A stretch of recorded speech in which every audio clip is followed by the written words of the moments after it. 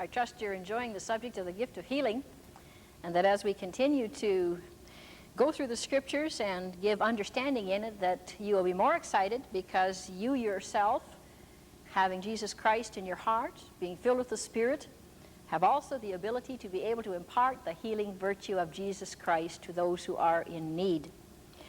And we're looking at Proverbs chapter 26 and verse 2, which says, there is a cause for everything under the sun.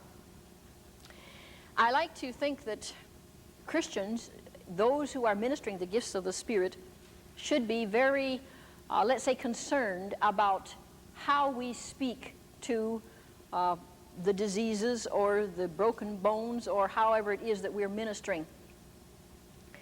And I think we need to understand that we are dealing with intelligent people in the medical profession, and I don't think for 1 minute they're going to be deceived in any way, shape, or form regarding healing by faith.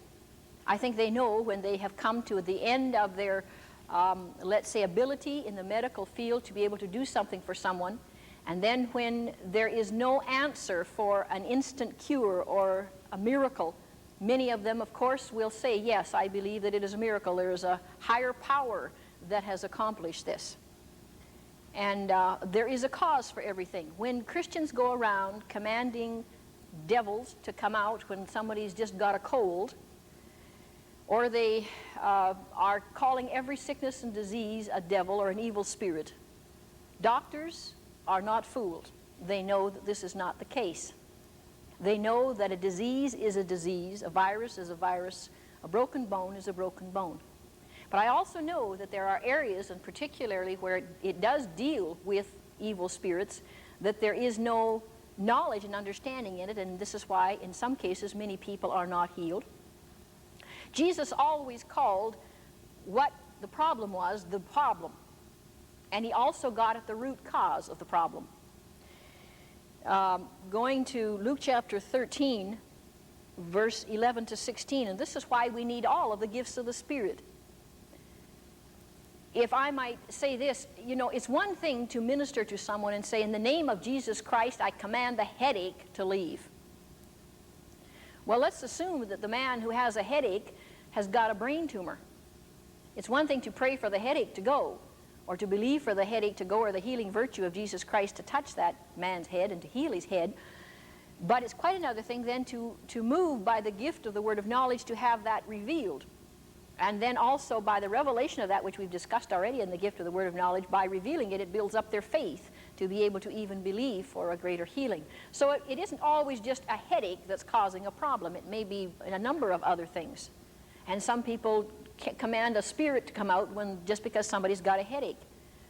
I know that in some cases evil spirits can produce headaches, or the resultant cause results in headaches. But I think we need to understand here that when we're ministering healing, there's all kinds of things that are involved, and it should not be just a hit and miss effort of going to lay hands on somebody and say, now be healed. Verse 11, and there was a woman which had a spirit of infirmity 18 years, and was bowed together, and could in no wise lift up herself. And when Jesus saw her, he called her to him, and said unto her, Woman, thou art loosed from thine infirmity. Now this is the one that we discussed in the subject of the discerning of spirits. And he laid his hands on her, and immediately she was made straight, and glorified God. And the ruler of the synagogue answered with indignation, because Jesus had healed on the Sabbath day, and said unto him, There are 6 days in which men ought to work, and in them come and be healed, and not on the Sabbath day. And the Lord said unto him, You hypocrite! Doesn't each one of you on the Sabbath day loose his ox or his ass from the stall, and lead him away to watering? And ought not this woman, being a daughter of Abraham, whom Satan hath bound, lo, these 18 years, be loosed from this bond on the Sabbath day? Now we're going to go into discussion more on diseases and ailments regarding whether or not they are put on us by, quote, Satan. But we note here that her problem, being bowed over, was caused by a spirit. Now, we've already discussed this subject. But I want to look at something else, in that Jesus knew what was causing what appeared to be a physical problem was really not in that case. But also he did declare to her that she had been this way for 18 years. Now some people say that, Mary, you know, when you are calling things out to people over the television and you're saying someone, you know, is going to be well within 3 days, or somebody's been sick for so many years, or naming even where you see people, where they live, or calling them by name, aren't you doing a little bit of fortune telling type of a thing? No, we're not. It's very scriptural.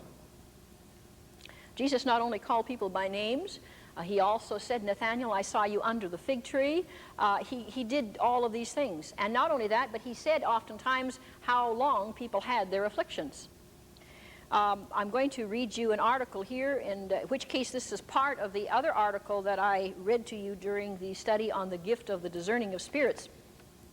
And this one, of course, does come from the Straits Times, from the Penang paper in Malaysia where we were. And was a story of from the man who wrote this article, who was actually at the healing services that were there. Another authentic case was that of a retired postmaster who had 2 swollen legs after taking part in a cross-country run about 10 months ago. In other words, for 10 months he had swollen legs. I attended one of Mrs. Goddard's sessions out of curiosity, he said to one of my colleagues. Imagine my surprise when I awoke up the next morning to find the swelling had suddenly disappeared and both my legs were normal again. On another occasion, an Irish sister, or a nun in this case, who had a serious fall on her back in 1971 and was still suffering from it, half rose from her seat when patients with back ailments were invited to rise and receive the touch of God. She changed her mind, however, and sat down. Was she surprised when Mrs. Goddard, whom she had not met and who could not have seen her, suddenly announced, there is someone here tonight who had hurt her back in a fall 5 years ago. She wanted to get up but decided not to. She is now cured. And so she was. The article goes on to say, I haven't had any back trouble since that night. This nun, for whose integrity I have the highest regard, told this column. She happened to also be a sister of the man who wrote the column, so this is why he knew it was authentic. That is, a natural sister. So we look at this and we say, okay, are miracles of healing, or are healings possible? And we see that they are authentic. And when people genuinely say, look, this is what happened to me. Now, I must admit that we had actually asked the press not to even make any publications of this. This got in without my knowledge, and it was sent to me. And I'm quite surprised that it was written so well, because sometimes we don't always get that type of good coverage, you know. But by the same token, we know that that God is doing wonderful things in healings, and we have to get, let's say, to the basis of it. And oftentimes by revealing something, and then the word of faith is imparted, then you see the evidence by the gift of healing. All of these gifts flow together. And so really the healing virtue of Jesus Christ was imparted right at that time to that person who was there in that meeting. And I witnessed many people being healed this way, because all of the gifts of the Spirit are flowing on those given occasions. But a medical doctor said to me one time, he says, well, Mary, what about leprosy? You know, why did Jesus then say to cleanse the leper? Because he said today medical science has proven that really leprosy is just a virus. Why wasn't it called just a disease then? Well, I know that Jesus also ministered according to the understanding of the people. And while I know that Jesus could have just said, look, you're healed. But those who had leprosy in those days, and because they did not understand leprosy, to them it was an unclean thing. So they had to be told that they were made clean when they were ministered to. And so that's why Jesus said, be thou clean. It didn't matter to him one way or another what was causing it. But when we know that something is causing it, and he spoke specifically then to the leprosy and said, be thou clean. And by this, he also spoke to a spirit of infirmity in this woman who had this spirit of infirmity, and commanded that to go, for her to be loosed from that. And straightway she was made straight.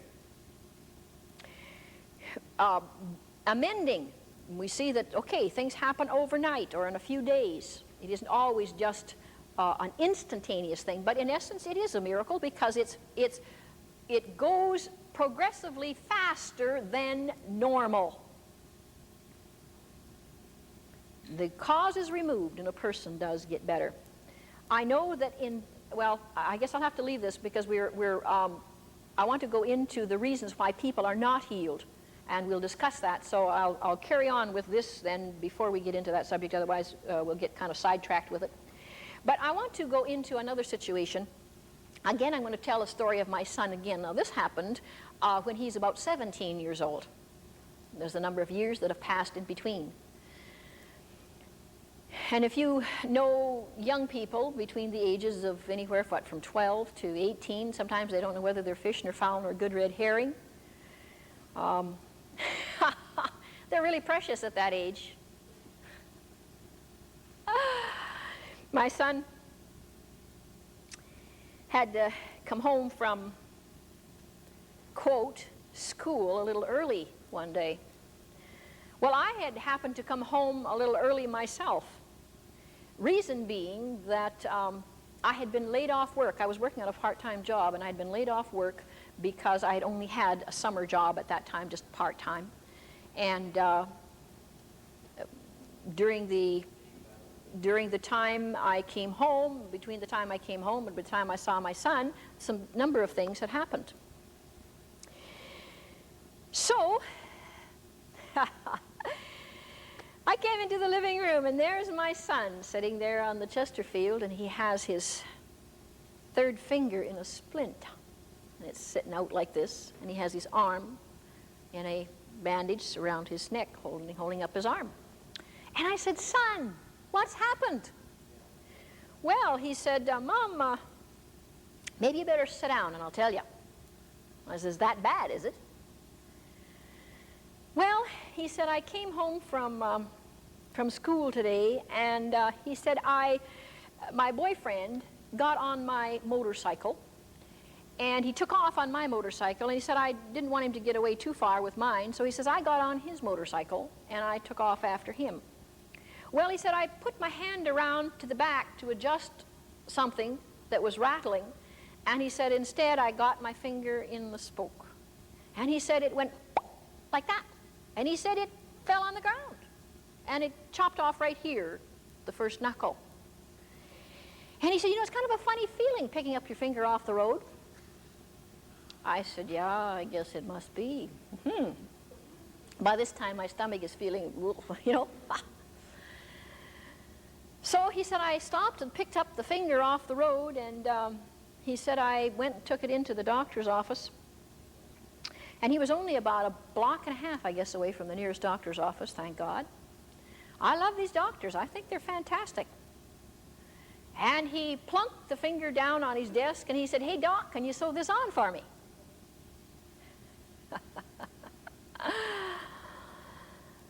Well, what I didn't know at that time, this was the first job that the doctor had done since he had taken out his practice in that office. Well, he'd had lots of practice before, but this was his first, case out. Anyway, he took the boy in, and he sewed it on for him. He says, "Boy," he said, "I wouldn't give you 50-50 chance that that finger will even stay on." He said, it's been a little time even since you picked it up and brought it in.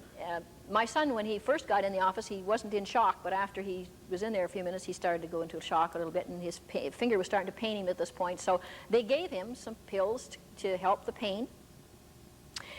And then he said to the boy, he said, "Now look, I'm going to give you some more of these pain pills, and I want you to take one at least every 3 hours, because he said you will no doubt have a lot of pain with that through the night.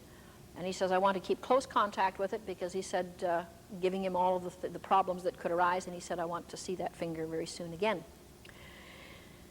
So my son came home, and here he was sitting on the Chesterfield with his finger in a splint.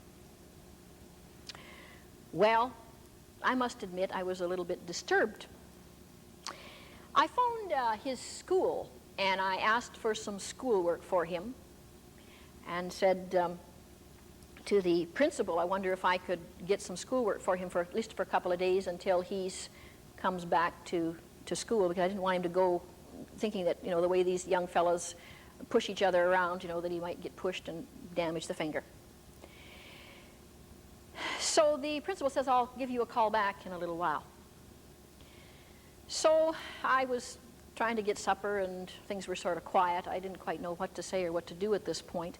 When we are close to our own home problems, we have a little bit of a problem of getting emotionally involved. You say, well, Mary, why didn't you immediately start to pray for the boy? I don't know why I didn't. It just never even occurred to me at this point. Anyway, the telephone rang.